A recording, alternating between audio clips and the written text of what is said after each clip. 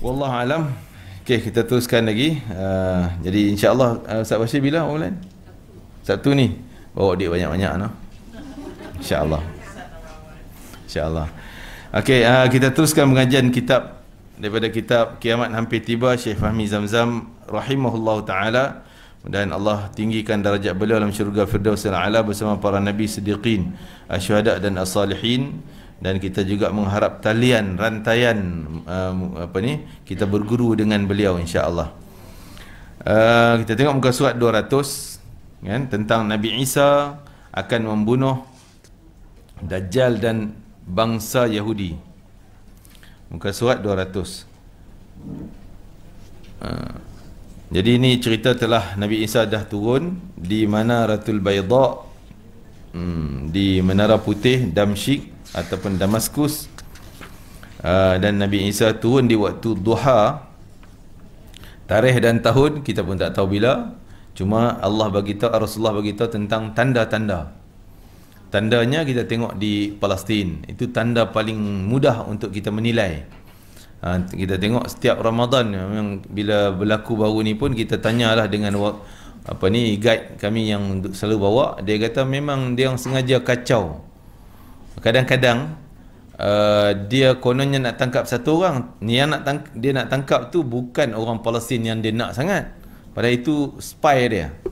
SB berlakon macam orang Palestin, berlakon, dia panggil apa, masuk buat provoke dalam tu, buat macam nak ganai ke apa ke ni kan. Jadi untuk jadikan lesen tentera masuk, tentera tu ada kacau bilau dia masuk, padahal itu bukan orang Islam pun, Yahudi je yang berlakon kan. Dia tangkap, lepas dia belakang dia lepas, dia bukan pukul orang tu, dia pukul orang lain. Tujuannya mungkin juga nak mulakan, nak cetuskan peperangan dengan Gaza. Dia tak nak mula terus tembak sana, dia buat macam ni supaya Gaza akan nampak, oh engkau kacau Masjidil Aqsa, dia orang tembak dulu. Dia kata kami nak pertahankan. Jadi inilah helah-helah orang Yahudi yang memang boleh dikatakan Masjid Aqsa telah dikuasai oleh mereka sebenarnya. Cuma ialah mungkin boleh masuk semayang tu boleh lagi lah kan? Tapi sebenarnya mereka kuasai, sebab bila satu waktu mereka nak masuk, dia akan halang orang Islam. Dah berlaku dah. Itu sebagai petanda besar dekatnya dengan Imam Mahdi dan juga Nabi Isa AS. Setelah itu Nabi Isa AS mengajak tentera Imam Mahdi untuk menyerang Dajjal. Ini cerita bila Nabi Isa dah bertemu dengan Imam Mahdi di Masjid Al-Aqsa di waktu subuh. Dah selesai sembahyang subuh yang diimamkan oleh Imam Mahdi, maka Nabi Isa mengajak supaya kuatkan tentera untuk menyerang Dajjal. Ketika itu Dajjal dah berada di dalam Palestin, dah ada situ kan. Dajjal kepung Imam Mahdi di Masjid Al-Aqsa, tapi Imam Mahdi tak nak serang, tak nak, sebab dia tahu ni tugas Nabi Isa nanti. Sehingga Dajjal dah dapat hidu Nabi Isa makin dekat, dia lari. Dia pecah, dia tinggalkan kepungan tadi, dia lari dengan tentera dia lah. Lari ke arah Tel Aviv, nama sekarang Tel Aviv, nama dulu Jaifa. Jaifa nama Palestin punya, nama Arabnya. Tapi sekarang dah jadi Tel Aviv. Di satu kawasan kampung kecil Babul Luddi, dia berkampung sembunyi di situ. Babul Luddi dengan Palestin tak jauh mana, lebih kurang berapa puluh kilometer, tak sampai 50 kilometer kot, lebih kurang tu lah kan. Kira-kira dalam berapa puluh minit ni dah sampai, setengah jam lah kot dah sampai ke Babul Luddi yang ada airport di situ. Airport utama di Tel Aviv, Ben Gurion disebut kan. Dekat situ ada kampung kawasan Babul Luddi. Nabi sebut dia kena bunuh di situ. Ini mukjizat Nabi yang cerita khabar yang ke depan tu, berapa ribu tahun, 1000 tahun lebih, Nabi beritahu dia kena bunuh di Babul Luddi, pasti akan berlaku. Dan Dajjal sampai di situ, dia sembunyi di situ pula. Sampai Nabi Isa serang dia, sampai ke situ akan disebut nanti. Apabila Dajjal melihat Nabi Isa AS, bila bertembung, Nabi Isa kejar dia, keluar waktu selepas subuh tu dah keluar, kejar Dajjal. Bukan kejar, nak cari Dajjal lah. Maka hilanglah segala kekuatan dan kesaktian Dajjal. Dajjal kan kira dianggap sebagai raja yang paling hebat oleh orang Yahudi. Orang Yahudi menganggap Dajjal ni raja yang paling kuat, yang paling hebat. kan.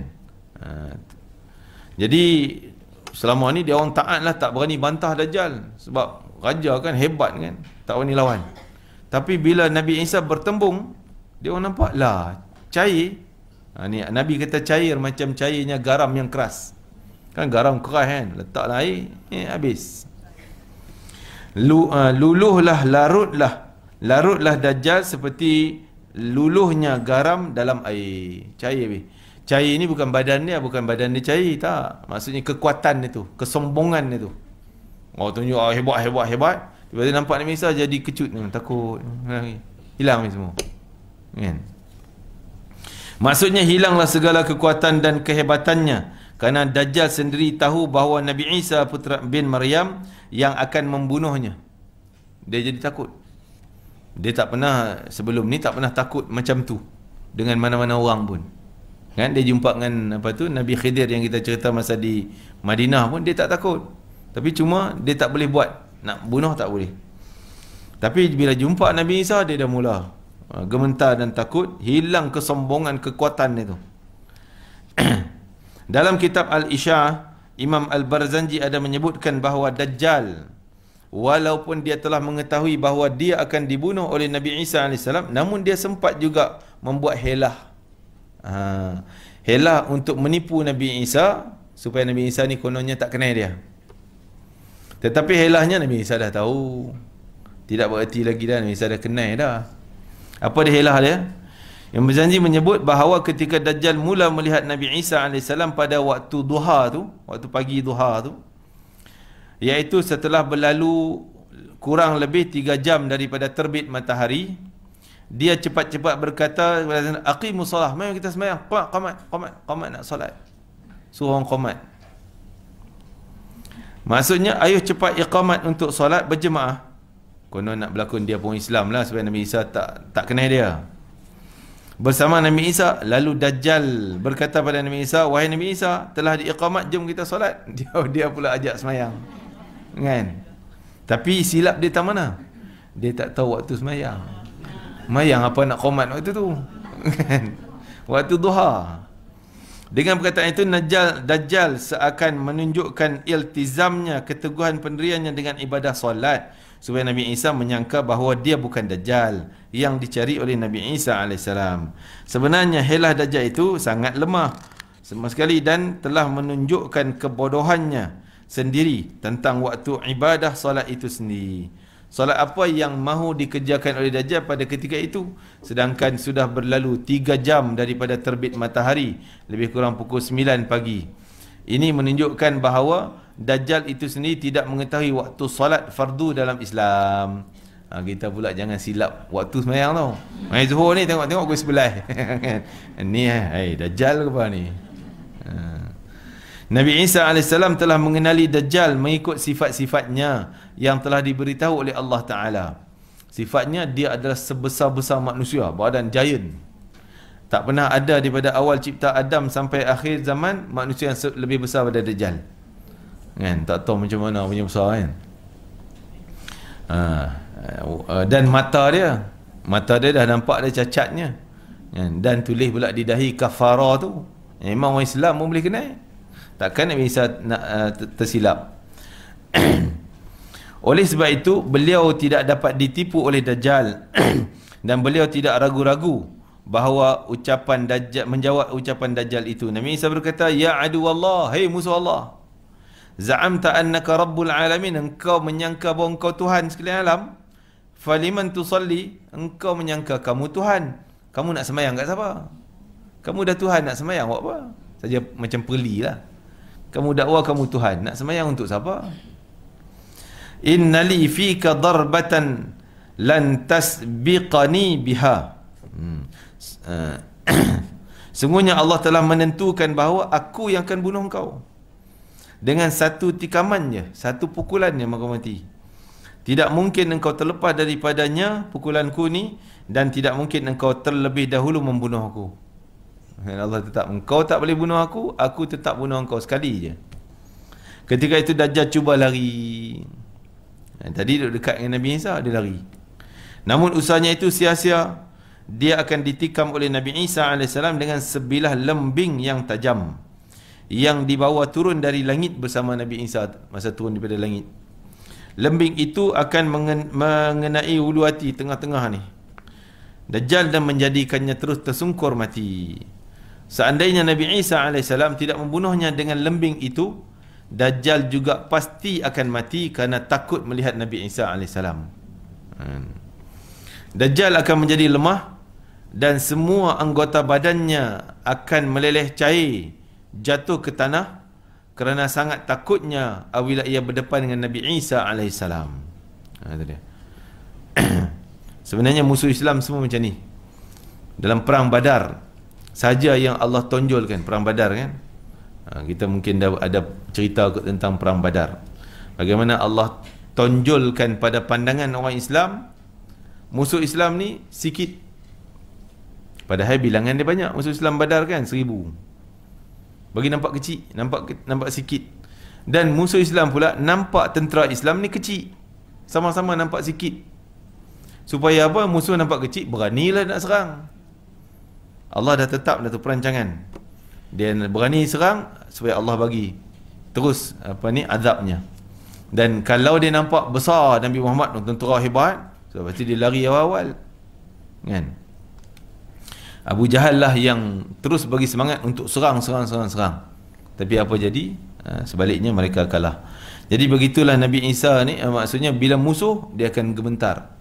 Semenjak tu antara keistimewaan Nabi Muhammad SAW dan umat Nabi Muhammad yang berpegang pada ajaran Nabi, sudah pasti musuh akan rasa gerun, takut nak berdepan dengan tentera Nabi Muhammad sebulan sebelum perang. Dah gelisah dah, tak senang duduk dah. Ini terbukti dalam perang Uhud. Perang Badar mereka tak rasa lagi.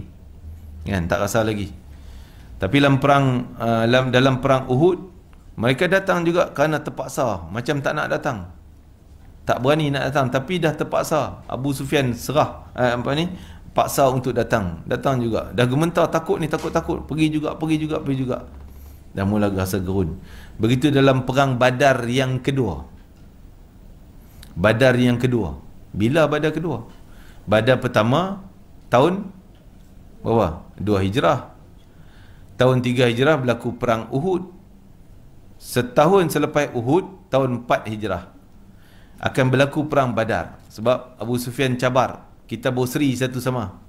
Badar engkau Muhammad menang, Uhud kami menang. Kita lawan sekali lagi untuk menentukan siapa menang. Janji jumpa di Badar tahun depan. Pergi Badar, masa tu tentera musuh dah gemetar, takut. Jadi mereka tak berani keluar untuk serang lawan dengan Nabi Muhammad. Tapi mereka hantar seorang munafik, upah dia 100 ekor unta. Kau balik Madinah, dia orang Madinah tapi dia pergi Mekah. Balik Madinah, engkau sebarkan berita, kata kami tentera kuat lagi, hebat. Supaya nak takutkan orang Madinah jangan keluar. Ni ayat ni nanti kita beritahu untuk jadikan amalan tu. Nabi ajarkan supaya musuh gerun dengan kita. Kan? Jadi maka Nabi SAW siap, dah sampai tarikh yang dijanjikan nak pergi Badar. Ketika tu musuh tadi munafik datang, oh jangan pergi, aku baru balik Mekah, dia orang tentera besar, senjata lagi hebat nak menakutkan. Terkesan ada sahabat yang rasa gerun, takut nak pergi. Nabi terus bangun berdiri. Ketika tu Nabi ajak semua tak bangun. Nabi bangun, wallahi kalau aku seorang pun aku akan pergi. Nabi sebut hasbunallah wa ni'mal wakil. Hasbunallah wa ni'mal wakil. Bangunlah sahabat-sahabat yang lain. Hanya berapa orang je yang ikut, 100 orang lebih yang ikut Nabi SAW. Pergi, rupanya musuh yang tak berani datang. Tak datang pun sampai Badar, tengok kosong, apa pun tak ada.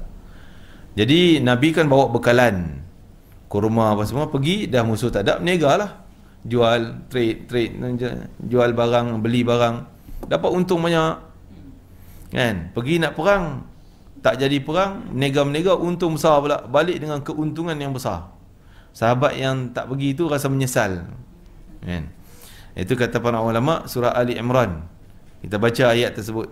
Ayat 1, surat apa? Tak ingat pula nama ayat dia. Surah Ali Imran, Allah Taala sebut, alladzina qala lahumun nasu innan nasa qad jama'u lakum fakhshawhum fazadahum imana wa qalu hasbunallahu wa ni'mal wakil. ayat surah Ali Imran ayat 173. 173 Imam Habib Omar dan para habaib kita anjurkan baca hasbunallah wa ni'mal wakil ni sekurang-kurang 70 kali pagi, 70 kali malam sebelum tidur. Bukan nak bagi orang gerun, tidak. Tak gerun mana pun, kan? Cuma kalau ada orang niat jahat pada kita, lindung. Dia melantun balik jahat tu ke dia sendiri. Orang nak kacau kita, nak ganggu kita. Kejahatan yang dia buat tu kena ke dia. Kita tak kena apa-apa. Allah lindung. Dan kita dapat lagi untung, lagi segar, lagi sihat, lagi baik, lagi okey. Itu. Cuma cara bacanya, cara nak amal sebaiknya dengan cara macam ni. Macam mana? Kita baca dulu ayat 173 Ali Imran. Nanti carilah kan. Tengok muka surat dia 72. 72 nombor ayat 173 Ali Imran. Ayat tu duduk bawah muka terakhir kan, bawah sekali. Baca dulu full alladzina qala lamun nasu innan nas sampai hasbunallahu ni'mal wakil tu ayat 173. Kita ulang hasbunallahu ni'mal wakil 70. Hasbunallahu ni'mal wakil, hasbunallahu ni'mal wakil, hasbunallahu ni'mal wakil, hasbunallahu ni'mal wakil. Sampai 70 kali. Lepas tu baca satu ayat atau dua ayat selepas itu pula. 174, 175. Faham tak? Ulang balik Mulanya kita baca dulu ayat 173. Baca full ayat 173 tu. Lepas tu ulang hasbunallahu ni'mal wakil, hasbunallahu ni'mal wakil 70 kali. Dah tamat 70, sambung ayat, baca 174.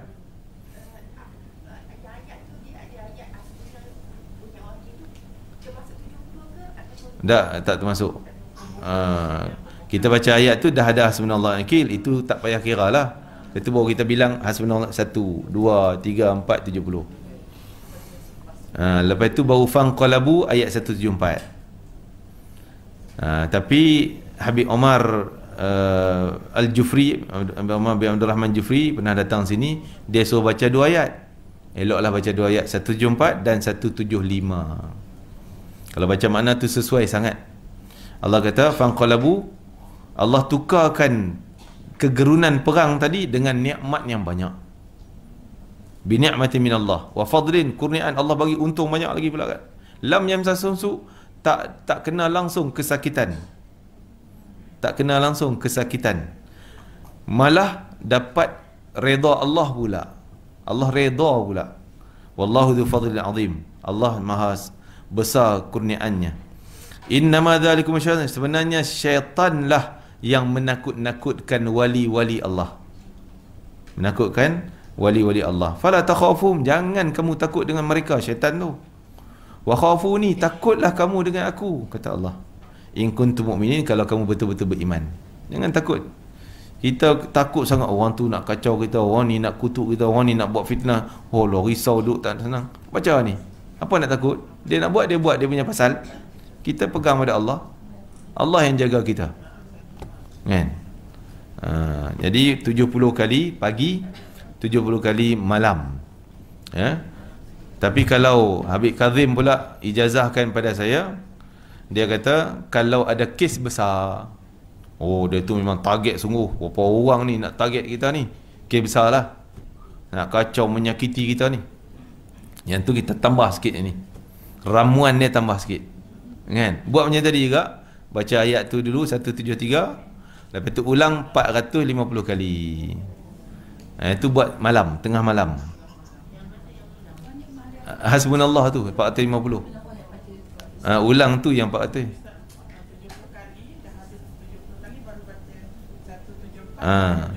Sistem dia macam tu lah. Kalau nak buat 450 pun macam tu juga. Cuma bilangan tu beza daripada 70 jadi 450. Baca dulu ayat pertama tadi, lepas tu ulang 450, sambung pula ayat yang tu, yang kedua, yang ketiga tu. Tu sistem dia.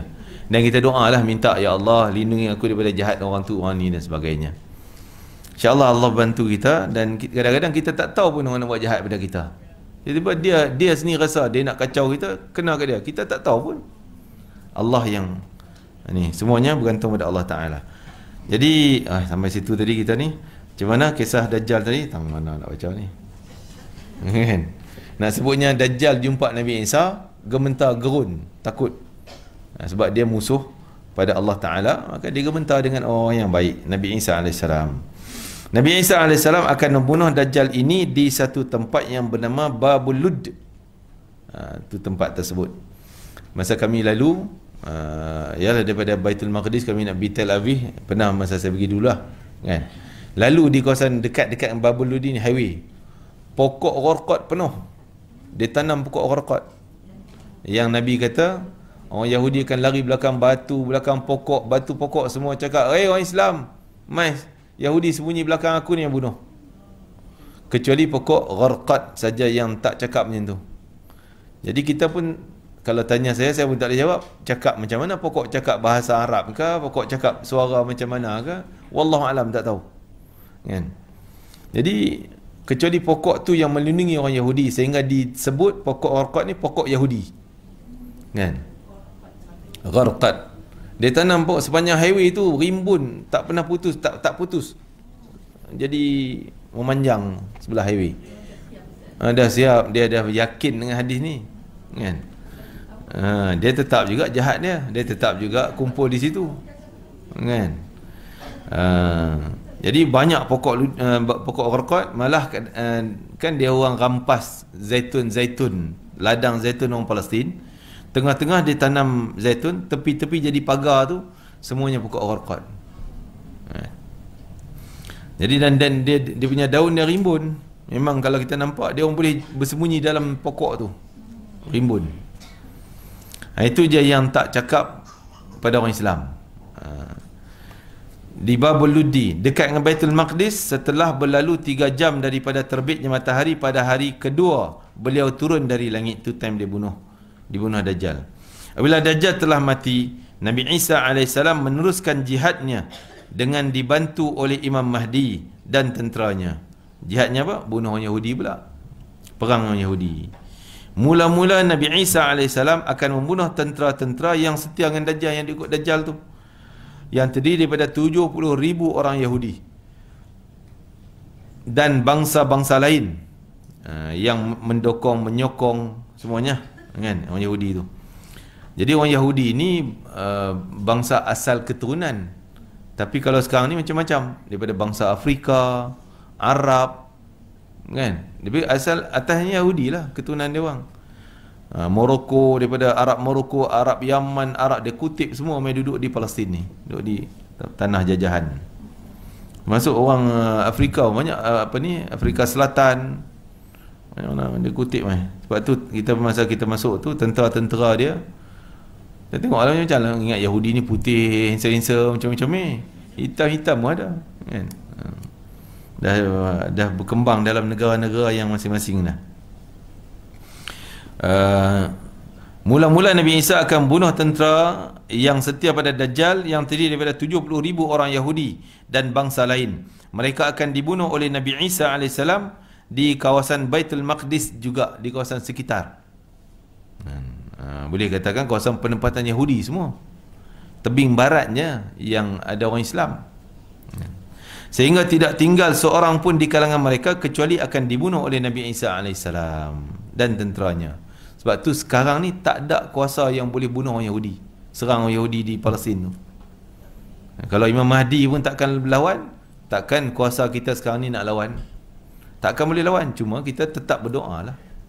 Tugas kita doa, ya Allah selamatkanlah Palestin, selamatkanlah orang Islam, hancurlah orang Yahudi. Doa je lah. Tapi Allah dah tetap benda tu, kan? Dia memang menguasai dunia, walaupun dia duduk dalam negara kecil, tapi dia kuasai dunia. An Abi Hurairah radhiyallahu anhu anna Rasulullah sallallahu alaihi wasallam qala la taqumu as-sa'ah hatta yuqatilu al-muslimuna al-yahud hatta yakhtabi al-yahudi min wara'i al-hajar wal-shajari fayaqulu al-hajar wash-shajaru ya muslim hadha yahudiyyun khalfi ta'al faqtulhu illa al-gharqad fa innahu min shajari al-yahud. Sayyidina Abu Hurairah radhiyallahu anhu bahawasanya Rasulullah SAW bersabda, tidaklah akan terjadi kiamat sehingga kaum muslimin membunuh sekalian orang Yahudi. Bukan perang saja, bunuh tu, mati semua. Apabila orang Yahudi itu bersembunyi di sebalik batu dan pohon kayu, maka batu dan pohon kayu itu akan berkata, hai orang Islam, inilah orang Yahudi yang ada di belakang saya, datanglah dan bunuhlah dia, kecuali pokok gharqad, semacam pokok yang berduri, kerana sungguhnya pohon ini adalah daripada pohon Yahudi, oleh sebab itu ia melindunginya. Riwayat Imam Bukhari, Muslim. Hadis ini menjanjikan kemenangan yang sangat besar kepada kaum muslimin yang memerangi orang Yahudi. Walaupun orang Yahudi merancang dan berusaha sedaya upaya untuk membunuh dan menyesatkan umat Islam, namun akhirnya orang Yahudi akan binasa juga dalam kepungan umat Islam. Umat Islam akan membunuh dan menghapuskan semua kaum Yahudi yang ada di atas permukaan bumi ini dengan pimpinan Nabi Isa AS, dan umat Islam akan ditolong oleh makhluk-makhluk Allah SWT yang lain, sehingga batu, pokok pun akan memberi pertolongan pada mereka. Semua orang Yahudi akan dibunuh, begitu juga orang Nasrani, Kristian. Kristian awal lagi semenjak Nabi Isa turun, kecuali yang masuk Islam. Yang sempat masuk Islam, selamatlah dia daripada kematian. Maka dia akan selamat daripada pembunuhan. Selain daripada dibunuh, orang kafir tidak boleh menghirup nafas Nabi Isa AS. Kan disebut Nabi Isa ni ada macam aroma dia. Aroma dia bila turun ada wanginya, dalam radius sejauh mata memandang. Tak tahu berapa kilometer kan? 5 kilometer boleh nampak tak? Sejauh tu. Jadi semua salib tu akan roboh, hancur. Orang Kristian akan mati. Hidu je macam racun, mati terus. Apabila mereka terhirup bekas nafas Nabi Isa AS, mereka akan mati dengan seketika. Hal ini disebutkan dalam hadis Nabi SAW yang berbunyi, fala yahillu likafirin yajidu riha nafsihi illa mat, wa nafsuhu yantahi haitsu yantahi tarfuhu. Rawahu Muslim. Orang kafir tidak dapat menghirup angin daripada hembusan Nabi Isa AS. Aroma dia tu, bau dia tu. Orang Islam rasa wangi je. Kalau dia terhirup, maka dia akan mati. Sedangkan nafas Nabi Isa AS dapat dirasakan sejauh mata beliau memandang. Untunglah orang yang bertaubat daripada kalangan ahli kitab Yahudi Nasrani yang sempat masuk Islam sebelum mereka terpengaruh dengan zaman Dajjal. Jadi Dajjal tak masuk lagi kawasan tu, kan? Syam pun tak masuk lagi, sebab Dajjal bermula daripada sempadan Syam yang bukan Damsyik tu. Sempadan Syam dengan Iraq jauh daripada Damsyik situ, dan menjelajah dunia, kan? Situ Nabi Isa turun, Damsyik. Kerana taubat mereka masih lagi diterima Allah Subhanahu Wa Taala. Apa lagi yang perlu dipertahankan oleh orang Kristian yang mengaku sebagai pengikut Nabi Isa AS? Kalau Nabi Isa AS sendiri yang akan mematahkan seluruh salib dan mengajak mereka kepada agama yang sebenar, iaitu Islam. Jadi Nabi Isa ni semuanya, tiga agama ni menanti peristiwa ni berlaku. Yahudi menanti Dajjal sebagai pemimpin dia orang. Kristian menanti Nabi Isa sebagai seolah macam Tuhan mereka turun semula, dilahirkan semula, kan? Tapi kita agama Islam menanti Nabi Isa akan memimpin umat Islam, memimpin umat Islam untuk membentras semua dua agama yang sesat tadi ni. Firman Allah Ta'ala, wa in min ahlil kitab illa la yu'minanna bihi qabla mautih. Tidak ada seorang pun daripada kalangan ahli kitab Yahudi Nasrani kecuali dia akan beriman pada Nabi Isa AS sebelum kematiannya nanti. Maksudnya kalau tak beriman Nabi Isa, dia mati. Sama ada kelompok Yahudi mati kena bunuh, Kristian mati hidup tadi ni. Tapi yang mati itu bukan seluruh dunia lah. Kristian di seluruh dunia, banyak lagi negara lain kan. Nabi Isa tak pergi sampai ke mana-mana. Dia hanya laluan dia daripada Damsyik ke Palestin, naik ke Mesir, ke gunung Sinai tu, gunung Nabi Musa tu, duduk situ selamat daripada Ya'juj dan Ma'juj. Selepas peristiwa ni kita akan baca tentang Ya'juj Ma'juj pula. Nabi Isa juga yang akan di zaman Nabi Isa juga. Setelah tu barulah Nabi Isa akan pergi ke Madinah dan wafatnya di sana. Dia tak menjelajah dunia. Okey, Nabi Isa mematahkan salib, membunuh khinzir, menghapuskan jizyah dan meninggalkan zakat.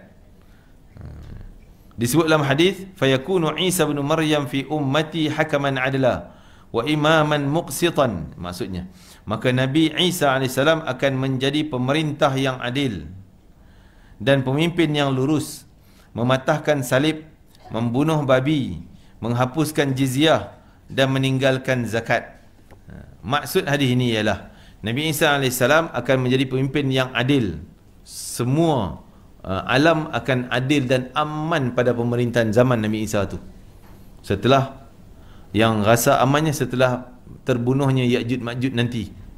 Ni baru masih zaman Dajjal kan. Nanti. Setelah menerima penyerahan kuasa daripada Imam Mahdi, dan beliau akan menjalani syariat Nabi Muhammad SAW. Syariat Nabi Muhammad maksudnya termasuk hukuman-hukuman jenayah akan terlaksana balik zaman Nabi Isa. Bukan membawa satu syariat yang baru tak. Walaupun ada hadis yang disebutkan Nabi Allah wahyu kepada Nabi Isa.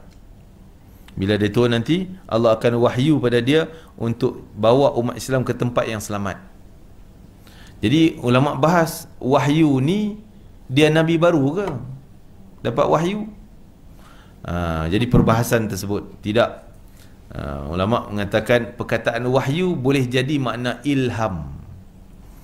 Contoh, Allah juga sebut wahyu pada Siti Maryam. Kan Maryam mengandung.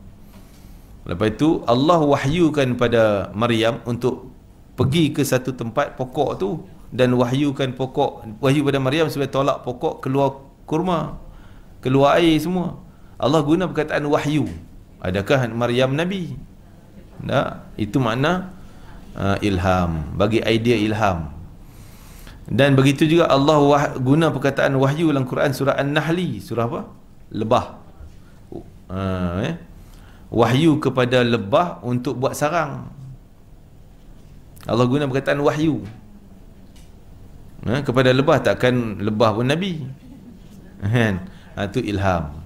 Jadi kadang dalam hadis pun Nabi menggunakan perkataan wahyu, tapi maknanya ilham. Boleh jadi Nabi Isa dapat wahyu tu ilham. Ilham dia nak pergi sini bawa ni, semua tu dorongan ilham daripada Allah SWT. Dia bukan bawa syariat baru. Kalaulah bukan ilham, makna wahyu betul Jibril bagi turun pun, itu adalah syariat Nabi Muhammad SAW. Nabi Isa tak bawa syariat dia, Injil. Tak pakai dah Injil. Sebab Allah Ta'ala sendiri buat perjanjian dengan seluruh para Nabi.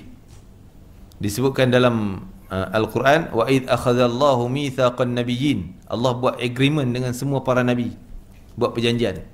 Sebelum para Nabi diutuskan jadi Nabi tu, jadi kena setuju dengan perjanjian ni. Janjian apa? Wa idh akhadallahu mithaqan nabiyyin lama ataitukum min hikmatin thumma ja'akum rasulun. Kemudian kalau datang rasul ni musaddiqul lima ma'akum la tu'minun nabi, kamu kena beriman dengan dia. Wala tansurunnah, kena tolong agama dia, sebarkan agama syariat nabi ni, iaitu Nabi Muhammad, dan batalkan syariat kamu, kitab kamu. Qala aqarratum, kamu setuju tak? Allah tanya. Semua nabi sebelum dihantar, qalu aqrarna, sign agreement, kami setuju. Kan? Jadi mana-mana nabi pun kalau hidup bertemu dengan Nabi Muhammad, pasti batal syariat mereka, dia orang ikut syariat Nabi Muhammad yang kita pegang sampai hari ini. Kan? Termasuk Nabi Isa turun nanti. Malah pernah sekali Sayyidina Umar Al-Khattab radhiyallahu anhu, Sayyidina Umar sebut, ya Rasulullah, aku nak baca satu ayat Taurat yang tadi dia lalu dekat biara Yahudi, pendeta Yahudi kawan dengan Umar, kenal dengan Umar, dia ajar satu ayat Taurat tu. Umar hafal, nak baca kat Nabi. Bila Umar kata, ya Rasulullah, aku nak baca satu ayat Taurat, yang aku dengar tadi, berubah muka Nabi, berubah pucat. Maksudnya macam tak setuju. Sahabat kenal lah, berubah macam ni tak setuju, macam ni marah, kan? Nampak Nabi macam tak senang dengan kenyataan Umar. Umar silap, minta maaf. Raditu billahi rabban, nak tenang balik Nabi, dia kata raditu billahi rabba wa bil islami dina wa bi Muhammadin nabiyya sallallahu alaihi wasallam. Jadi dia sebut itu baru Nabi senyum balik, ceria balik wajahnya. Dan Nabi kata, wallahi ya Umar, demi Allah ya Umar, kalaulah Musa masih hidup zaman aku, imannya takkan Allah terima. Allah takkan terima iman dia kalau dia tak nak ikut syariat aku. Dia kena ikut syariat aku, pegang Quran, kitab aku, baru Allah terima amalan dia. Terus Nabi apa ni, Sayyidina Umar pun tak nak baca ada ayat tadi. Jadi kita ni kadang-kadang, yalah, ada orang kita nak baca kitab kononnya Bible tu kan, nak compare lah apa, tak payah, membahayakan. Kita agama kita pun tak apa kuat, Quran pun tak apa nak faham, pergi baca kitab orang lain, akhirnya kita terpesong. Betul yang tu, percaya yang tu pula. Jangan sekali. Jangan kalau Bible kita pergi hotel-hotel kan, dia orang ada Bible semua tu, tak payah nak baca, biar je tu je. Okey, Nabi Isa AS juga akan mematahkan salib dan mematahkan salib, menafikan pendustaan daripada orang Kristian yang mengatakan bahawa beliau itu anak Tuhan yang telah disalib oleh orang Yahudi. Membetulkan balik. Nabi Isa AS juga akan membunuh khinzir untuk menunjukkan bahawa khinzir adalah haram dalam syariat Nabi Isa AS, kerana terdapat sebahagian daripada orang Kristian yang menganggap daging khinzir itu halal dan mereka mendakwa itu ajaran Nabi Isa AS. Jadi apabila Nabi Isa AS memusnahkan khinzir, maka jelaslah kebohongan mereka. Tak pernah Allah halalkan binatang ni untuk mana-mana syariat Nabi daripada Adam. Tak pernah halal pun. Yahudi Taurat, dalam Taurat Nabi Musa tak pernah halal benda ni. Injil cuma dah dipesong-pesong, dah jadi halal lah pula. Itu pemesongan Kristian terhadap syariat Nabi Isa AS. Dibohonglah. Maka Nabi Isa nak tunjuk kata kamu ni dah terpesong jauh, tak betul. Dengan syariat macam ni caranya. Nabi Isa AS juga akan menghentikan sistem jizyah. Jizyah apa dia? Cukai pehit, cukai kepala. Orang cukai kepala zaman Nabi dikenakan pada orang bukan Islam. Kena bayar cukai untuk dia hidup aman di bawah negara Islam. Orang Islam tak ada cukai kepala. Tapi ni mukjizat Nabi sebut, Nabi Isa stopkan jizyah. Jizyah apa dia? Jizyah kepada orang Islam. Sekarang yang setiap kepala kena bayar cukai kan.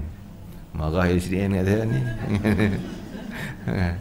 Itu hakikat memang real yang berlaku. Nabi Isa yang stop memang tak ada dah. Kerana sudah tidak ada lagi orang kafir yang tinggal dalam negara Islam, mungkin daripada orang kafir ni, yang akan dipimpin oleh Nabi Isa AS itu. Kalau ada orang Yahudi Nasrani, kemungkinan mereka akan mati kerana mencium nafas Nabi Isa, atau mereka akan dibunuh, ataupun mereka akan masuk Islam. Nabi Isa AS juga akan menghentikan sistem zakat, kerana pada waktu itu sudah tidak ada lagi orang yang berhak menerima zakat. Semua kaya, hidup aman kan, tak ada orang miskin. Tak ada orang miskin. Kita macam tak boleh nak bayang macam mana betul tak ada orang miskin kan? Sebab keadilan Nabi Isa tunjukkan semua sejahtera, kaya, cukup. Kita sekarang ni banyaknya yang yang miskin pun adalah, yang buat-buat miskin pun ada kan. Ini masalahnya. Dia tak miskin mana pun, tapi berlakon-berlakon miskin untuk dia cari zakat kan. Tidak ada lagi orang yang berhak menerima zakat. Jadi zaman tu punya aman, sehinggalah dikatakan tak ada langsung orang nak bertekak ni, nak bertengkar. Tak ada dah nak gaduh, suami isteri tak ada gaduh dah, aman kan. Dengan sesama Muslim tak ada bergaduh. Malah ular yang berbisa ular yang bisa tu takkan patut. Budak-budak boleh main mulut ular, boleh masuk tangan di dalam mulut ular, aman. Harimau apa binatang ni takkan serang orang, takkan punya aman zaman. Tapi tak lama zaman tu, hanya beberapa tahun, beberapa tahun saja. Ucapan terakhir daripada Dajjal. Terakhir daripada Dajjal, seperti yang telah kita ketahui bahawa Dajjal telah membawa sebesar-besar fitnah, ujian yang tidak pernah berlaku seumpamanya di atas muka bumi ini. Sangat ramai orang yang akan tertipu dengan helahnya. Orang yang lemah imannya lagi mudah terpedaya dengan muslihat Dajjal. Walaupun nampak dia beriman, walaupun nampak dia amalan, tapi bila berdepan dengan Dajjal habis. Tu kita kena cari benteng lain. Selain ada benteng amalan, ada benteng lain untuk selamat ni. Kemunculannya merupakan salah satu di antara tanda kiamat yang besar dan merupakan salah satu di antara keyakinan yang dipegang oleh ahli sunnah wal jamaah. Jadi hadis yang telah disebutkan oleh para ulama, terutama apa yang disebutkan oleh Imam Bukhari, Muslim, jelas menunjukkan kepada kita bahawa Dajjal itu pasti akan muncul dan kemunculannya merupakan satu ujian Allah Subhanahu wa taala terhadap hamba-Nya. Selain itu, ia juga jelas bahawa Allah Subhanahu wa taala telah memberikan kepadanya beberapa keistimewaan dan kekuasaan, seperti menghidupkan orang yang telah mati, memberi kesuburan dan kekayaan kepada golongan yang mengikutnya dan percaya kepada ketuhanannya. Dia juga memiliki seumpama syurga dan neraka dan dua buah sungainya. Manakala hujan pula akan turun mengikut perintahnya, maka segala ini akan berlaku menurut kehendak dan ketentuan Allah Subhanahu wa taala. Kemudian Allah Subhanahu wa taala akan menghilangkan semua keistimewaan ini dan menjadikannya lemah daripada membunuh lelaki mukmin itu untuk kali yang kedua, dan dia sudah tidak dapat membunuh siapa lagi. Siapa dia? Nabi Khidir tu kan. Setelah kejadian terhadap lelaki mukmin itu, akhirnya segala sesuatu yang dimilikinya menjadi hancur dan akhirnya akan dibunuh oleh Nabi Isa AS. Allah SWT akan memenangkan golongan yang beriman dan membasmi segala bentuk syirik dan kekufuran. Daripada apa yang disebutkan dalam hadis-hadis yang lalu, kita juga dapat mengetahui bahawa Dajjal mengaku sebagai Tuhan yang berkuasa. Walau bagaimanapun, Allah SWT juga telah menzahirkan bukti yang jelas dalam diri Dajjal yang dapat menunjukkan kebohongan dalam setiap pengakuannya itu, iaitu di mukanya dengan dibutakan matanya dan yang kanan, maka dia kelihatan kecut seperti buah anggur yang kering. Begitu pula matanya yang kiri tertonjol ke hadapan. Jadi bagaimana dia boleh mengaku sebagai Tuhan yang berkuasa sedangkan dia lemah untuk memperbaiki kecederaan, kecacatan yang jelas ada dalam dirinya sendiri, dan dia juga tidak dapat memadamkan tulisan yang terpampang di atas dahinya yang menunjukkan kekafiran tadi. Oleh sebab itulah orang yang tertipu dengan Dajjal hanya orang yang lemah pendiriannya, bodoh pada akalnya, mempunyai kepentingan untuk merebut kesenangan dunia. Yang kalah tu bukan kerana kadang dia tahu Dajjal, tapi pasal nafsu dia nak harta Dajjal tu. Bila dia ambil juga, habis dia jadi pengikut. Bukan dia tak tahu, mungkin dia kena ni Dajjal ni musuh ni, Nabi bagi tahu musuh, dia tahu, tapi dia tetap nak benda tu. Kan, nak makanan ke, kekayaan dan sebagainya. Itu ya, surah Kahfi itu pengajaran dari surah Kahfi. Kita ambil tiba dia ada 4 kisah besar dalam surah Kahfi itu. Jadi sebab tu pernah ditanya kenapa surah Kahfi ni jadi benteng, mungkin saya sebut dah benteng kenapa, ada sebab ada 4 kisah tu. 4 kisah menunjukkan kerosakan seorang. Dajjal guna cara tu untuk merosakkan orang beriman. 4 senjata dia. Senjata kononnya dia sebagai Tuhan, dan harta benda, kuasa, dan juga ilmu pengetahuan. Jadi untuk selamat juga kita tengok bagaimana cara selamat dalam kisah 4 kisah tu. Ashabul Kahfi, Ashabul Jannah, kebun, kisah kebun, lepas tu Nabi Khidir AS dan Zulkarnain.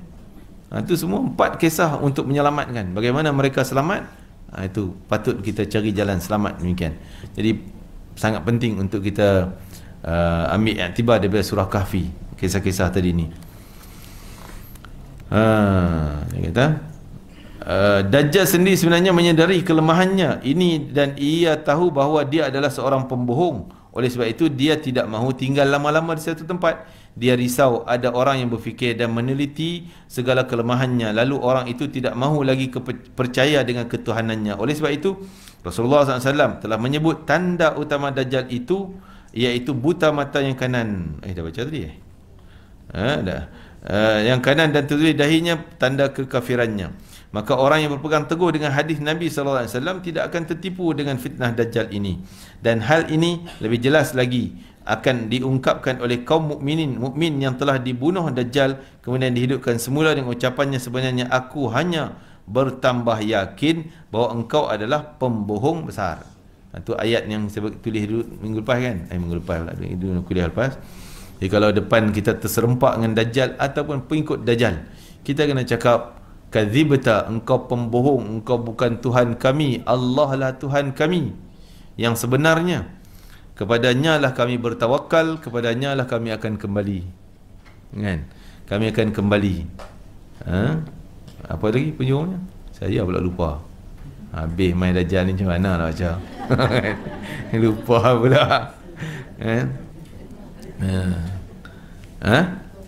Kami apa? Kami minta perlindungan last kali. Okey, ulang balik tadi. Engkau pembohong, engkau bukan Tuhan kami. Allah lah Tuhan kami. Kami bertawakal kepadanya dan kembali kepada Allah, dan kami mohon perlindungan Allah daripada kejahatan engkau. Kan? Kena hafal tu. Main apa ustaz sebut? Tak ingat. Tapi boleh kena hafal lah 10 ayat pertama surah Kahfi tu. Yang tu Nabi sebut yang tu dulu, baca yang tu dulu. Jadi hafal, jangan ni, kalau boleh hafal sambil, boleh baca sambil berjalan, baru dia melekat. Kan? Okey, jadi fitnah Dajjal adalah sebesar-besar fitnah yang berlaku di atas muka bumi ini sejak Allah Ta'ala menciptakan Adam sampai ke hari kiamat nanti. Oleh sebab itu, kesemua Nabi telah memperingatkan umat mereka daripada fitnah Dajjal dan juga telah mengajar kepada mereka jalan keluar dan selamat daripada godaannya. Rasulullah SAW adalah Rasul yang sangat sayang kepada umatnya. Baginda selalu mengingatkan kita daripada bahaya fitnah Dajjal. Nabi setiap kali pergi ke Gunung Uhud, Nabi cerita tentang Dajjal. Gunung Uhud, kita selalu pergi Gunung Uhud ni, makam syuhada Uhud.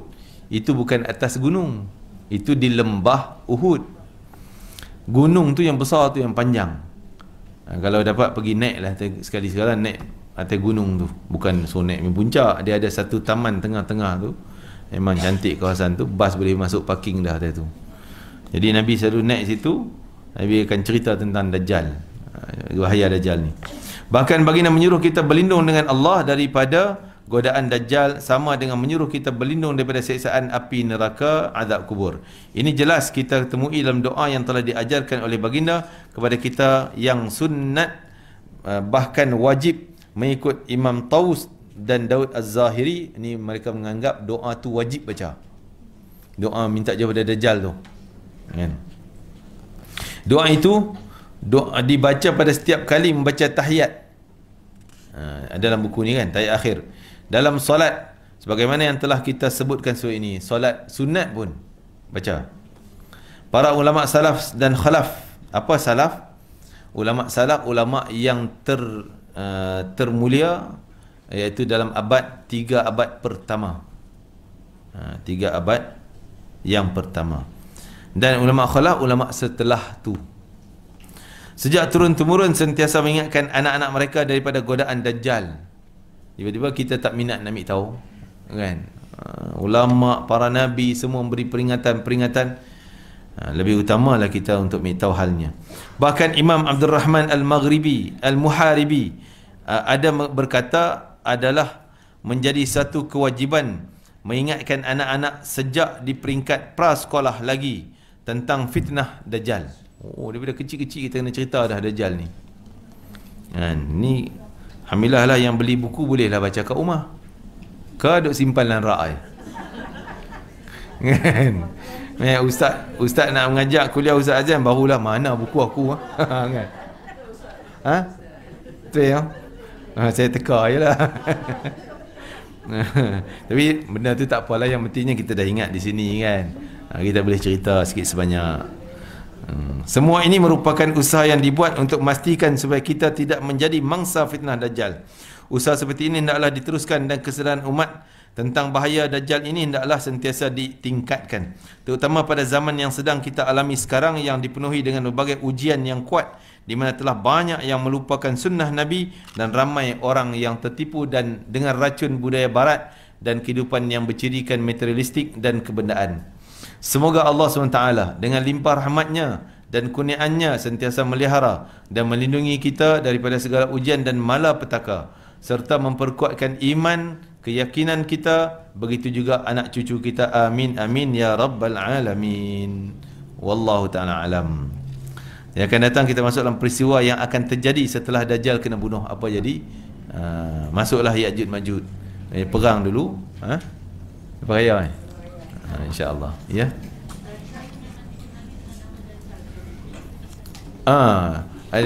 Kita sebut nama lengkap yang diajarkan oleh Nabi, Masih Dajjal, itu je. Dajjal. Cuma Yahudi panggil Mesiah. Mesih dia tu. Kan? Orang Kristian panggil apa? Ada nama dia lah. Masiah juga. Masayah gitu kan. Masih Dajjal. Cuma bagi dia Yahudi, Dajjal ni pemimpin yang mulia lah. Stay. Tu kita berapa pada takdir tu. Tetap dia orang dah tahu. Sebab dia nak, kadang-kadang ialah bila dia tahu, kita sekarang pun kadang-kadang nak lantik pemimpin yang lurus sangat tak mahu lah. Lantik yang menipu-nipu lah, baru senang sikit. Kan? Kita tahu menipu, kita lantik dia. Supaya kita pun boleh makan sama. Itu dia. Macam itulah dia orang, mungkinlah pada pandangan dia orang macam tu. Tahu Dajjal ni penipu, pembohong. Tapi ini cara nak menguasai dunia. Dia lah yang kuat. Boleh jelajah semua dunia, boleh tunduk, boleh perintah tu ni dan sebagainya. Mungkin dia orang pegang pada kekuatan dia tu. Tapi bagi Islam tak boleh. Kita tetap tak menerima pemerintahan kekuatan kuasa Dajjal. InsyaAllah. Ya.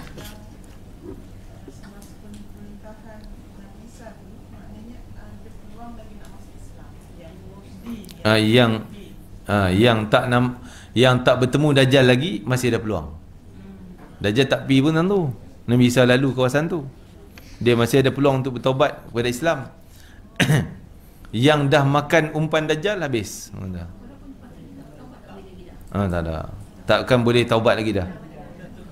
Dia dah menikmati benda Dajjal tu, makanannya apa segalanya, dia takkan kembali lagi. Na'udzubillah min dzalik. Itu yang disebut dalam hadis. Ada orang yang dia kata dia anggap tak apalah, dia ambil makanan je, nanti dia bertaubat. Tapi takkan berlaku taubat tu. Dia ambil, dia menikmati benda tu, dia lupa taubat tu. Dia takkan boleh kembali pada Islam lagi dah.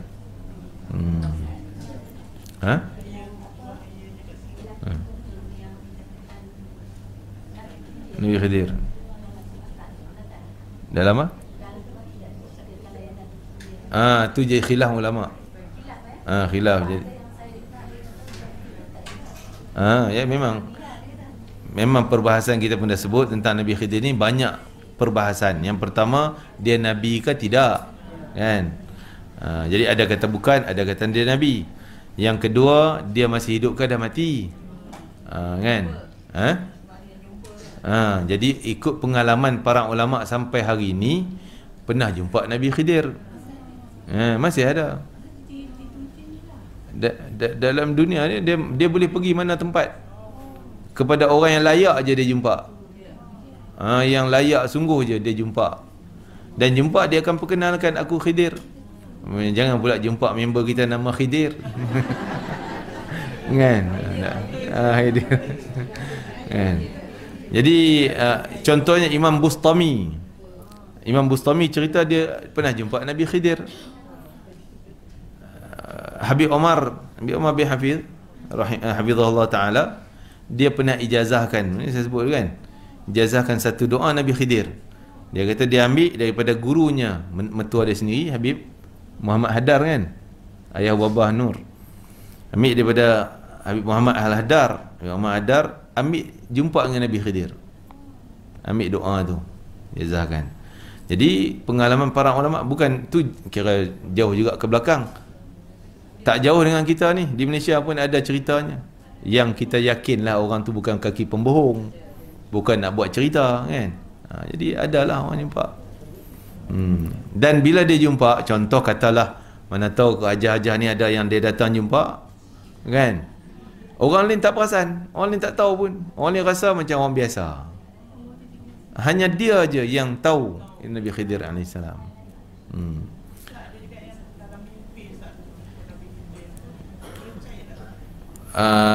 Itu tak pasti, Allah alam. Lebih baik kita jangan pegang sangat, ambil rujuk dengan para ulama kita lah, ya. Betul ke tidak kan? Yang Nabi sebut hanya syaitan tak boleh menyerupai aku, Nabi Muhammad je. Mungkin Nabi lain boleh jadi syaitan menyerupai kan. Ya.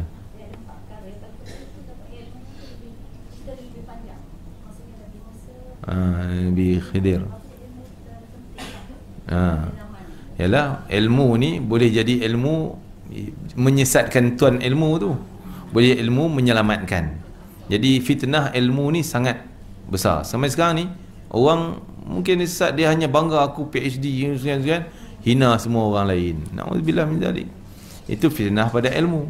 Allah sendiri sebut dalam Quran, wa adallahu Allahu ala ilmin. Berapa ramai orang yang ikut nafsu dia tapi dia ada ilmu. Allah sesatkan dia di atas ilmu yang dia miliki. Dia ada ilmu tapi sesat. Jadi fitnah pada ilmu ni sangat inilah sangat bahaya. Mungkin itu sebabnya juga cerita Nabi Khidir, Nabi Musa menuntut ilmunya tu panjang ceritanya, ya? Banyak faedah daripada kisah tersebut. Wallahu alam, insya-Allah. Stop dah. Okey. Loceng dah bunyi, ya. Bismillahirrahmanirrahim. Allahumma fa'na bima 'allamtana wa 'allimna ma yanfa'una wa barik lana fi. Allahumma barik lana fi hadzal yawm, barik lana fi jam'ina hadha, wa barik lana fi qira'atina hadhihi, waj'al hujjatan lana la 'alaina, waj'al shafi'an lana yawm al-qiyamati ya 'aziz ya Ghaffar ya Arhamar Rahimin. Allahumma ati anfusana taqwaha wa zakkiha anta khair man zakkaha anta wali maulaha ya akramal akramin. Rabbana atina fid dunya hasanah fil akhirati hasanatan wa qina adzaban nar. Wa sallallahu ala sayyidina Muhammad wa ala alihi wa sahbihi wasallam. Walhamdulillahi rabbil alamin. Taqabbalallahu minkum, innakum taqabbal